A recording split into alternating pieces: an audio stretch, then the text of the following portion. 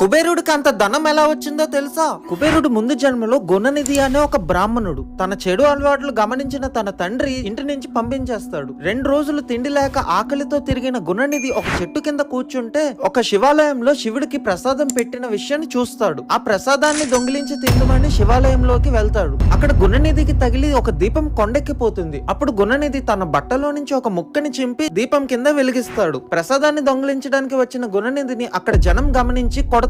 దాంతో గుణనిధి చనిపోతాడు. తన పాపాల వల్ల యమలోకానికి తీసుకువెళ్ళడానికి యమదూతలు వస్తే 2 రోజులు ఉపవాసం ఉండి దీపం పెట్టినందుకు గుణనిధిని శివుడు కాపాడి దమనుడు అనే ఒక రాజకుమారుడి కింద మళ్ళీ జన్మించేలా చేస్తారు. దమనుడు ఎంతో కఠోరంగా శివుడికి తపస్సు చేయగా శివుడు వచ్చి కుబేరా అని కొత్త నామకరణం చేసి ఆ సిరి సంపదను మొత్తం కుబేరుడికి ఇస్తాడు. తెలుసో తెలియకో శివరాత్రి రోజు దీపం పెట్టడం వల్ల వ్యసనాలతో ఉన్న గుణనిధి కుబేరుడిలాగా మారుతాడు. చెప్పండి హర హర మహాదేవ.